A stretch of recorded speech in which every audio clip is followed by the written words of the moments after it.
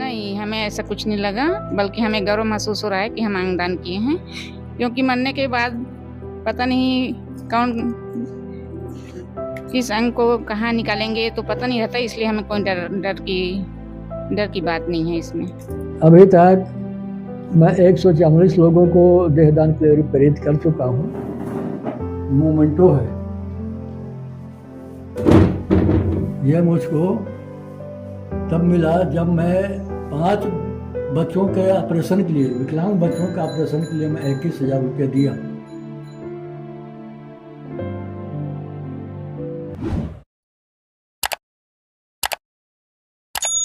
दुनिया में शायद ही ऐसा कोई धर्म होगा जिसमें दान के महत्व को बताया न गया। सभी धर्मों में दान पुण्य और मोक्ष प्राप्ति का मार्ग होता है, जिससे लोगों के मन को शांति मिलती है। लेकिन वर्तमान समय में देखा जाए तो लोगों द्वारा दान में कमी आई है। जरा सोचिए, आज के दौर में किसी को 1 रुपया देने के लिए भी इंसान कई बार सोचता है। हम अधिकतर लोगों को धन, संपत्ति, भूमि, पैसा दान करते हुए देखे, लेकिन आज हम ऐसे शख्सियत से बात करने जा रहे हैं जिन्होंने सबसे बड़ा धर्म, मानव धर्म अपनाते हुए देह दान किया है, जिसे शरीर दान भी कहा जाता है, जिसमें व्यक्ति की मृत्यु के बाद उसके शरीर को चिकित्सा अनुसंधान या शिक्षा के लिए दान कर दिया जाता है, जिसमें मेडिकल कॉलेज के स्टूडेंट द्वारा बॉडी की संरचना और कार्य प्रणाली को समझने में मदद मिलती है। नमस्कार, मैं रेणुका और आप देख रहे हैं द न्यूज 9। तो अभी हमारे साथ है पुनारद सर, जिन्होंने सबसे बड़ा धर्म, मानव धर्म अपनाते हुए अपना देहदान किया है। तो सर बताइए, आपके मन में देहदान का विचार कैसे आया? मेरे मन में देहदान का विचार तब आया जब मेरे एक मित्र, वो भी शिक्षक थे, वो देहदान किए हुए थे, पर मुझसे नहीं बताया था कि उन्होंने देहदान किया है। मैंने समाचार पत्र में पढ़ा कि उन्होंने देहदान किया है। तभी से मेरे मन में एक जिज्ञासा पैदा हो गई कि मैं भी देहदान करूंगा, और इसी प्रयास में मैं निरंतर लगा रहा। और एक समय का ऐसा संयोग बना जब पेंशनर एसोसिएशन का प्रांतीय सम्मेलन राजनांदगांव दिग्विजय स्टेडियम में हुआ। वहाँ बहुत बड़े हॉल में ये कार्यक्रम था, और क्योंकि मैं सेवा भावना वाला हूँ, सबको पानी पिलाते हुए मैं पीछे में मुझको जगह मिली। और जब मेरा नाम देहदान पत्र सौंपने के लिए बुलाया गया तो मैं दीवार के किनारे किनारे मैं गया, और जब वहाँ पर पहुँचा तो उस समय मुख्य अतिथि थे तत्कालीन सांसद अभिषेक सिंह जी। तो मैंने देहदान पत्र उनको और उस समय डॉक्टर मिथिलेश चौधरी, इन दोनों को मैंने सौंपा, जिसका चित्र मेरे घर में टंगा हुआ है। और उसके बाद में अभिषेक सिंह जी मुझको अपने बाजू में बैठा लिए। वहाँ पर एक दूसरे व्यक्ति जो भाजपा के कार्यकर्ता थे, बहुत बड़े पदाधिकारी थे, उनको उठा करके उस कुर्सी में मुझको बैठाए और मुझसे वार्ता लिए। उसके बाद जब वहाँ पत्रकारों ने, बहुत बड़ी भीड़ थी पत्रकारों की, और मीडिया वाले लोग भी वहाँ पर पहुँचे थे, और सभी ने मेरे फोटोग्राफी ली और मुझको बार बार खड़े रहने के लिए कहा। तो और उनके वो फोटोग्राफी से मेरी आंखें चौंधी आ गई थी ऐसा। और उसके बाद में ले दे करके जब मैं वहाँ से मैं निकला, कार्यक्रम खत्म होने के बाद, तो वहाँ बाहर में मीडिया वाले भी मेरे पास थे, वीडियो लिए मुझसे और मुझसे फिर वार्ता लिए। तो उस समय छत्तीसगढ़ और मध्य प्रदेश MPCG में ये चैनल में ये कार्यक्रम प्रसारित हुआ। मुझको मित्रों ने बताया कि ये कार्यक्रम भोपाल में भी हुआ है, और यहाँ छत्तीसगढ़ में तो ये कार्यक्रम प्रसारित हुआ ही, इस प्रकार बताए। और मुझको बहुत बड़ी खुशी हुई कि चलो, मैंने एक देहदान का संकल्प जो सोचा था आज पूरा हो गया। देहदान करने का आपका उद्देश्य क्या है? देहदान करने का उद्देश्य मेरा ये है कि अन्नदान, वस्त्र दान, भूमि दान, कई प्रकार के दान तो लोग करते हैं, जिनकी जैसे जैसी क्षमता होती है वो तो दान करते हैं। परंतु अगर हम अपने पूरे शरीर को दान कर रहे हैं तो इससे बड़ा कोई पुण्य नहीं होगा, क्योंकि हमारे शरीर से कई लोग लाभान्वित होंगे। जैसे हमारे नेत्र हैं, एक नेत्र में 4 परतें होती हैं, 2 नेत्र हैं तो 8 लोगों को नेत्रदान मिलेगा, उनको जीवन में रोशनी मिलेगी। इस प्रकार से मैं नेत्रदान और जैसे हार्ट है, हार्ट को भी अगर सही समय में पहुंच गया तो एक व्यक्ति की जिंदगी बच जाती है। इसी प्रकार हमारी लिवर है, लिवर कहा जाता है एक स्वस्थ लिवर 4 से 5 लोगों में इसको प्रत्यारोपित किया जाता है, तो 4 या 5 लोगों की जिंदगी बच जाएगी। 2 किडनी है, 2 लोगों की जिंदगी बच जाएगी। इस प्रकार से हमारे शरीर के जितने भी अंग हैं, बहुत सारे अंग हमारे काम आते हैं। यहाँ तक कि जैसे हड्डी है, हड्डी भी किसी के प्रत्यारोपण के लिए काम आ जाते हैं। मांस भी किसी के लिए काम आ जाता है। ऊपर की चमड़ी भी किसी के काम आ जाती है, जो जला हुआ है उसके शरीर में लगा दिया जाता है तो उसकी जिंदगी बच जाती है। इस प्रकार से बहुत सारे ऐसे अंग हैं। पहले मेडिकल कॉलेज के जो छात्र थे वो केवल चित्र या मॉडल के माध्यम से पढ़ाई करते थे, जिससे सही पढ़ाई नहीं हो सकती थी। इसलिए आज जब देहदान किया जा रहा है, उससे कई लोगों को जीवन मिल रहा है, तो इससे बड़ा कोई पुण्य नहीं है। मैं ये मानता हूँ देहदान से बढ़ करके कोई पुण्य नहीं है, ऐसा मेरा विश्वास है। और मैं सभी लोगों को ये प्रेरित करता हूँ, हम सबको अपना शरीर दान कर देना चाहिए, ताकि कई लोगों के काम आ सकता है। और इसको तो हमको मृत्यु के बाद दान करना है, जीते जीते तो नहीं करना है। तो हमने अपने अंगों का अपने जीवन भर तो उपयोग किया है, अब मरने के बाद हम इसको दान कर रहे हैं तो और दूसरे लोगों के काम आ जाए। इसलिए मैंने ये सोचा और अपना देहदान किया। इसी प्रकार बाद में अब सांसद अभिषेक सिंह से मेरी अच्छी परिचय हो गई और मैंने अपने गांव में महाकर्मा जयंती के अवसर पर उनको बुलाया। वो पूरे उस समय पूरे भाजपा के जो पदाधिकारी थे वो सब आए थे, बहुत बड़ा पंडाल लगा था और उसमें मेरे परिवार के लोग, धर्मपत्नी और मेरे बेटे बहू, ये सभी ने देहदान किया। तो इस प्रकार से और मैंने इसके संबंध में धीरे धीरे अपना लेख लिखा और लेख को लोगों में मैं बांटा। और तो इस लेख के माध्यम से अभी आपने कितने लोगों को प्रेरित किया देहदान के? अभी तक मैं 144 लोगों को देहदान के लिए प्रेरित कर चुका हूँ और कुछ लोगों का और मिल रहा है कि हम भी देहदान करेंगे, पर मैं उसको मानता नहीं। जब वो मेरे पास आ जाएगा तभी मैं मानूंगा, ऐसा तो है। सर ये देहदान करने की कोई प्रक्रिया होती है, जैसे फॉर्म वगैरह भरना, पंजीयन प्रक्रिया होती है? बिल्कुल प्रक्रिया होती है। ये फार्म मेडिकल कॉलेज से मिलता है और मेरे पास बहुत सारे उसको मैं फोटो कापी करवा करके रखा हूँ। अब मेरे पास जो आते हैं उनको मैं वो देहदान का वो प्रपत्र सौंपता हूँ और जो मेरा लेख है उसको भी मैं सौंपता हूँ, ताकि वो अच्छी तरह से समझें और अपने परिवार से परामर्श लें।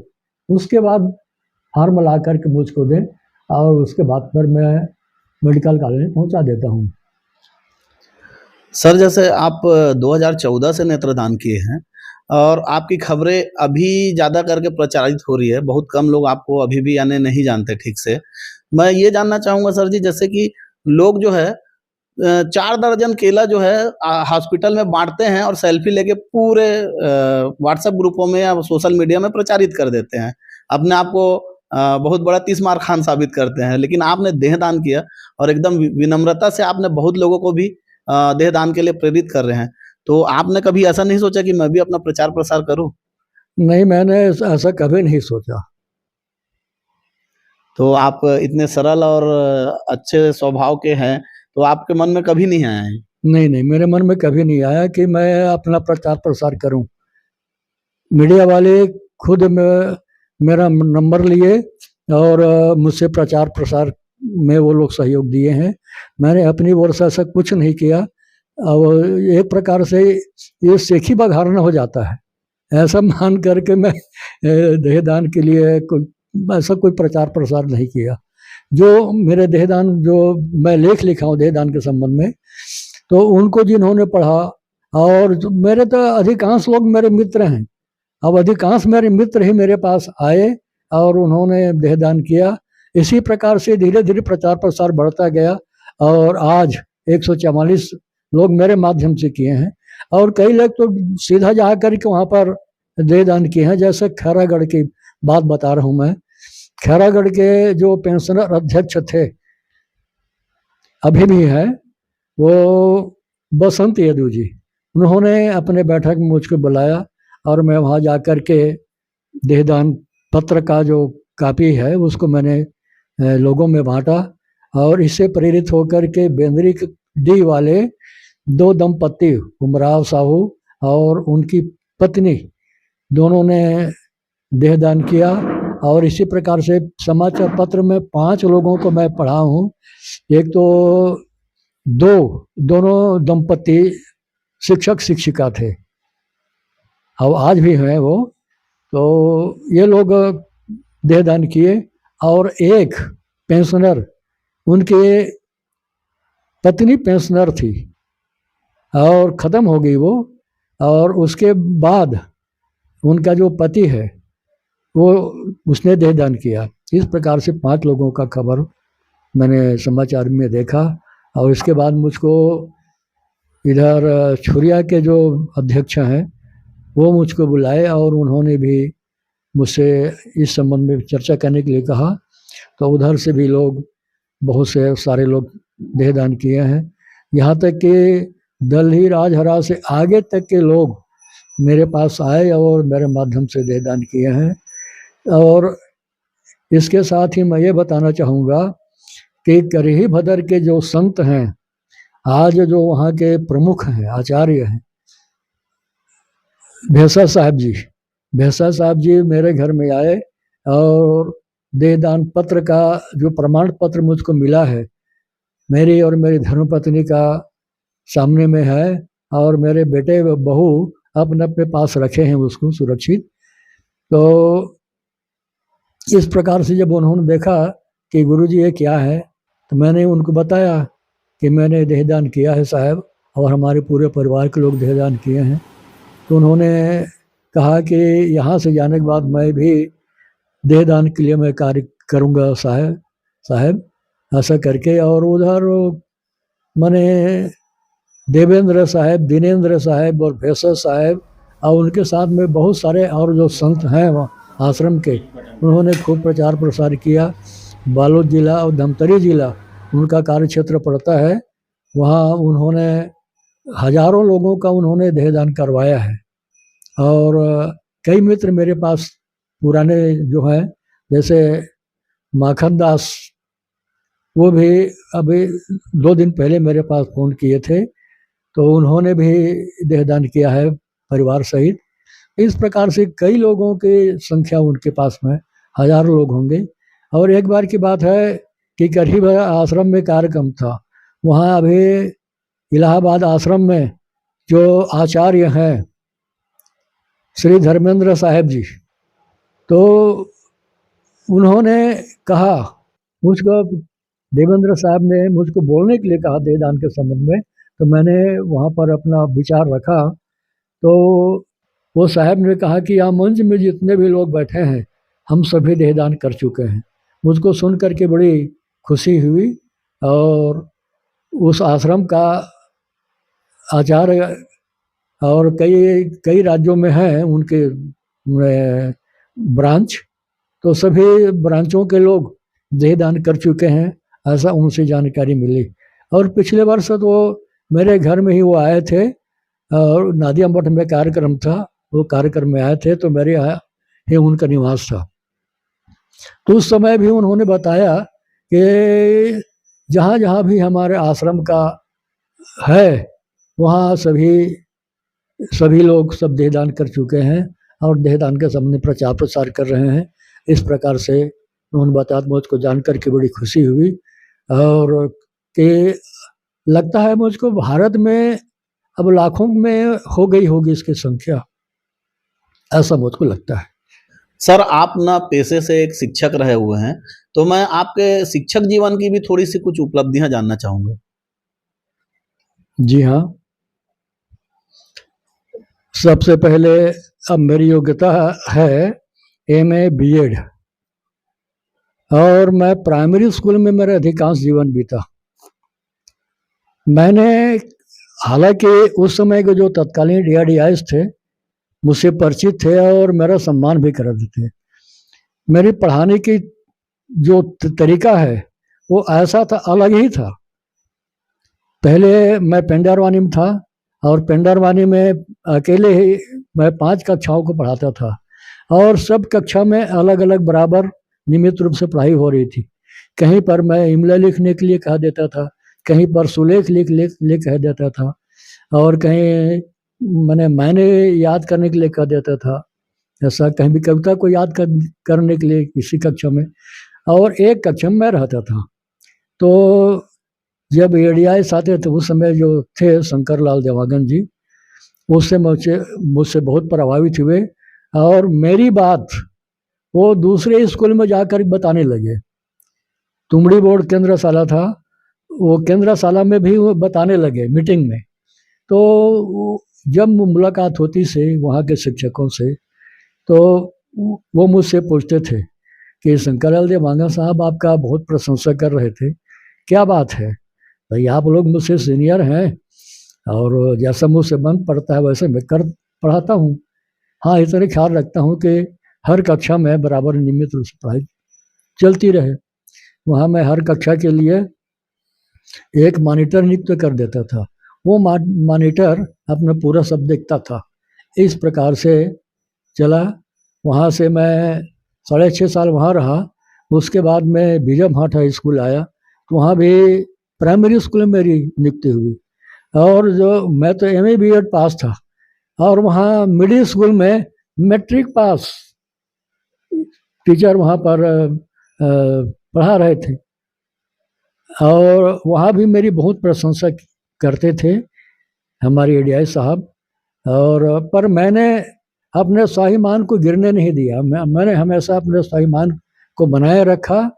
अगर चाहें तो ADI साहब मुझको मिडिल स्कूल में, और जो मिडिल स्कूल में जो मैट्रिक पास थे उनको प्राइमरी स्कूल में ला सकते थे अगर मैं कहता, पर मैंने ऐसा किया नहीं। मैं क्यों कहूँगा, ये मेरे स्वाभिमान का सवाल है, इसलिए मैंने ऐसा निवेदन नहीं किया और जो जैसी स्थिति थी वैसी रहा। और सामाजिक क्षेत्र में भी मैं 21 जनवरी 1988 से जुड़ा। इस क्षेत्र में लोग ये जानते नहीं थे कि समाज क्या होता है। मैं दिग्विजय महाविद्यालय राजनांद गांव पढ़ता था और वहीं पर साहू भवन था। वहाँ रविवार को अक्सर वहाँ लोग आते थे, दुर्ग के लोग आते थे, रायपुर के लोग आते थे, बहुत दूर दूर से लोग वहाँ पर आते थे और वहाँ उनकी चर्चा सुन करके मुझको बड़ी खुशी होती थी और मुझको लगता था कि मैं भी बड़ा हो करके समाज सेवा करूँगा। ये सौभाग्य तब आया जब मैं अपने क्षेत्र में समाज का गठन कर पाया। और उस समय मेरे गांव के ही एक वरिष्ठ शिक्षक थे प्यारेलाल साहू, अब वो स्वर्गीय हो गए हैं, वो अध्यक्ष थे और मैं सचिव रहा। इस प्रकार से सचिव के बाद में उपाध्यक्ष बना, अध्यक्ष बना और आज मैं एक सलाहकार हूँ। आज ही मेरे समाज में मेरा सम्मान बना हुआ है। इस प्रकार से मेरी प्रतिष्ठा बनी हुई है। जैसे कि हम सभी जानते हैं कि धर्म की मान्यता के अनुसार अंग दान करना या बॉडी दान करना जो है एक बहुत बड़ा विषय है, क्योंकि धर्म में ये कहा जाता है कि अगर किसी अंग को हम दान कर देते हैं या कहीं पे भी वो अंग क्षतिग्रस्त हो जाता है, तो हम पिछले जन्म में या पूर्व जन्म में कहा जाएगा, तो वो हम उस अंग के बिना पैदा होते हैं। उसके बाद भी सर ने अंग दान किया, तो हम उनसे जानना चाहेंगे इतनी हिम्मत उनके पास कहाँ से आई? ये केवल अंध मान्यता है, वास्तव में कुछ नहीं है। आदमी को अपने कर्म का फल भोगना पड़ता है। अच्छा कर्म करेंगे तो उसका फल अच्छा मिलेगा, और गलत करेंगे तो उसका फल गलत मिलेगा। ऐसा नहीं है कि हमने यह अंग दान कर दिया है तो उस अंग के बिना हम अगले जन्म में पैदा होंगे। ये केवल अंध मान्यता है, सही मान्यता नहीं। इसको मैं नहीं मानता। सर, आपने बताया कि आपके घर से 8 लोगों ने बॉडी डोनेट कर चुका है, तो जैसे आपके घर से देह किसी यानी जैसे मान के चलिए कोई ऐसी स्थिति आई है कि अभी मेडिकल कॉलेज में कोई बॉडी आपके यहाँ से गई है क्या? जी बिल्कुल गई है। मेरी धर्म पत्नी का निधन 9 जनवरी 2021 को हुआ, और मैंने तत्काल मेडिकल कॉलेज फ़ोन किया। उस समय डॉक्टर राहुल थे, प्रमुख थे, उनके पास मैं फ़ोन किया। वहाँ से वो एम्बुलेंस भेजे और बॉडी को मैं तत्काल भेज दिया। इसके बाद हमारे यहाँ एक संत जो हर साल आते थे, अब उनका शरीर छूट गया। उनके शरीर छूटने की जैसे ही मुझको खबर मिली, मैंने उनसे कहा, वो बहुत दूर के रहने वाले छुई कजान से और आगे एकदम पहाड़ी चढ़ना पड़ता है वहाँ जाने के लिए। तो मैंने उनसे कहा कि अगर गाड़ी की व्यवस्था हो तो वहाँ से बॉडी को ले आओ, और उन्होंने वैसा किया। वो बॉडी को ले आए और वहाँ पर देहदान उनका हो गया। इसी प्रकार अभी इसी साल वो भी देहदान किए हुए थे। रिश्ते में हमारे चाचा थे, वो भी रिटायर्ड शिक्षक थे, उन्होंने भी देहदान किया था, और हमारे यहाँ कार्यक्रम में उनका मैंने सम्मान भी किया था। उसके बाद उनका शरीर छूट गया। तत्काल मेरे पास फ़ोन आया, मैं फिर वहाँ गया, और वहाँ से मैं मेडिकल कॉलेज में फ़ोन किया। रविवार का दिन था, और वो मैं तो घबरा रहा था, आज छुट्टी का दिन है, क्या होगा। परंतु वहाँ से एम्बुलेंस आया और बॉडी को ले गया। अभी फ़िलहाल और इधर नाद गांव के पास जो लखोली मोहल्ला है, तो लखोली में मोहल्ला में भी एक महिला जो नर्स थी, उनका देहदान हुआ था। मेडिकल कॉलेज में मैं फ़ोन किया, वहाँ से एम्बुलेंस जा कर के उनको ले आए। वो भी रविवार का दिन था, ऐसा था। परंतु मेरी बात को वो लोग नहीं काटे और वो बॉडी को ले गए। जैसे कि अभी आपने सर की बातें सुनी, इन्होंने 144 लोगों को प्रेरित किया है बॉडी डोनेट के लिए, अंगदान के लिए। आप एक अंदाज़ा लगा सकते हैं कि आदमी किसी को किसी एक छोटे से काम के लिए प्रेरित नहीं कर पाता, लेकिन अंगदान करने के लिए प्रेरित किया है, और उन्होंने अंगदान किया भी है। तो सोचने वाली बात है, और ऐसे ही और भी बहुत से लोग हैं जो अपना अंगदान कर सकते हैं। अगर आप में हिम्मत है, अगर आप मान्यताओं को ना मानते हो, तो आप सर से संपर्क कर सकते हैं अंगदान करने के लिए। मैं बताइए, आपने भी अपने पिताजी से प्रेरित होकर अंगदान किया है, तो आपका अनुभव कैसा है? अनुभव अच्छा रहा है। मरणों जीते जीते इस शरीर का उपयोग हम लोग कर चुके हैं। मरणोपरांत ही देहदान होता है, तो अच्छी बात है। क्या आपने भी अंगदान के लिए किसी को प्रेरित किया? जी हाँ, पूछते हैं, उनको बताते हैं। तो अब सबसे पहले तो अपने इच्छा जाहिर किए हैं हम लोगों को, सुन करके देख करके उनकी में इच्छा होती है ना, तो हम लोग भी करेंगे। ठीक है, आप लोग भी कर सकते हैं। तो सबसे पहले तो अपने परिवार की सहमति चाहिए। आपके मरणोपरांत ही ये बॉडी देना है, आप तो नहीं देंगे, आपके परिवार ही देंगे। तो सबसे पहले अपने परिवार की सहमति ले लें, उसके बाद ही आप कर सकते हैं। हमारे पास फार्म अभी उपलब्ध है, ऐसा करके जानकारी देते हैं। किसी व्यक्ति के मृत्यु के बाद मेडिकल कॉलेज वाले लोग उनकी बॉडी को कितने देर में ले जाते हैं? उसके मृत्यु के बाद उसके जो संस्कार होता है उनको करते हैं, और उसको बहुत जल्दी से जल्दी करना पड़ता है कि कि बॉडी किसी प्रकार से क्षतिग्रस्त ना हो। इस बात को ध्यान में रखते हुए जो अपने गांव में समाज में जो करते हैं रीति रिवाज, उनको पूर्ण करके जल्दी से जल्दी ही भेजने का प्रयास करते हैं। तो लगभग 4 से 6 घंटा तक के अंदर ही पहुंच जाना चाहिए डेड बॉडी मेडिकल कॉलेज को। ऐसा है इसकी प्रक्रिया। अभी हम बात कर रहे थे सर के बड़े बेटे विष्णुदास साहू से, तो उन्होंने बताया कि किसी व्यक्ति की मृत्यु के बाद उनके बॉडी को जल्द से जल्द मेडिकल कॉलेज वाले आके ले जाते हैं, ताकि जिस उद्देश्य से बॉडी दान किया गया हो वो उद्देश्य पूरा हो सके। सर जी के मंझले बेटे से भी जानते हैं, इन्होंने भी अपना अंग दान किया है।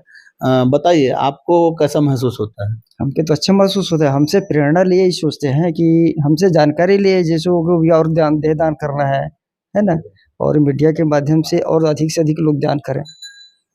तो जैसे कि आपने अंग दान के बारे में सुना, और हम मीडिया वालों का भी एक उद्देश्य सिर्फ यहाँ ये है कि सर के पास आने का, कि हमारे माध्यम से अगर एक व्यक्ति भी अगर अंग दान करता है तो हमारा यहाँ आना सफल हो जाएगा।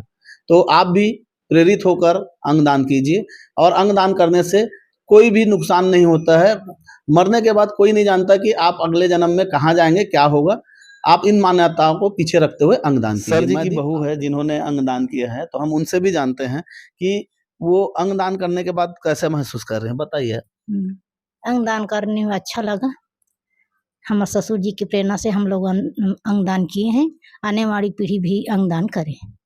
आप तो बहुत अच्छे से प्रेरित कर रही हैं आने वाली पीढ़ी को अंगदान करने के लिए, लेकिन आपने ये कभी सोचा था क्या कि अंगदान करूंगी? नहीं, हमन कभी नहीं सोच रहे अंगदान करबो के। हमारे ससुर जी प्रेरणा दी, अंगदान करना अच्छा बात है, इस कारण हम अंगदान किए हैं। तो जैसे धार्मिक मान्यता वो जो बोलते लोगन है, वो चीज के कभी आपके मन में डर भय रही इसका? नहीं, हमारा कभी नहीं हुए। हम कभी देवी देवता कुछ नहीं मानन, बस साहेब वालन हम साहेब मानथन। तो ये जो विचार आप मन में आए हैं, तो साहेब के वजह से भी आए हुए, इसे मैं कह सकता हूँ। और साहेब की वजह से भी आए। साहेब मन हमरे घर से हाँ। जैसे कि आपने हमारे न्यूज में पहले भी सुना है कि यहाँ पे लगभग इस फैमिली में 8 लोगों ने अंगदान किया है। सर जी की छोटी बहू है, छोटी मंजली बहू, उनसे भी जानेंगे आपने भी अंगदान किया है, बताइए। जी हमने भी अंगदान किए हैं। और आपको प्रेरणा कहाँ से मिली है? हमें प्रेरणा ससुर जी से मिली है। पहले ससुर जी और सासू माँ ने अंगदान किए हैं, उसके बाद हम सभी लोगों ने अंगदान किए हैं। आपने थोड़ा सा भी नहीं सोचा कि अंगदान करने से कोई नुकसान या कुछ ऐसा कभी लगा नहीं आपके मन में कुछ? नहीं, हमें ऐसा कुछ नहीं लगा, बल्कि हमें गर्व महसूस हो रहा है कि हम अंगदान किए हैं, क्योंकि मरने के बाद पता नहीं कौन किस अंग को कहाँ निकालेंगे तो पता नहीं रहता, इसलिए हमें कोई डर की बात नहीं है इसमें। जैसे कि आप देख सकते हैं, महिलाओं को अधिकतर कमजोर आंका जाता है, लेकिन इस घर की महिलाओं में भी इतनी हिम्मत है कि उन्होंने अपने अंग दान किया है। आप उनकी बातों को सुनकर महसूस कर सकते हैं कि ये जो शरीर का हिस्सा जो अंग होता है, वो अंग दान करने से समाज के लिए कितना काम आ सकता है।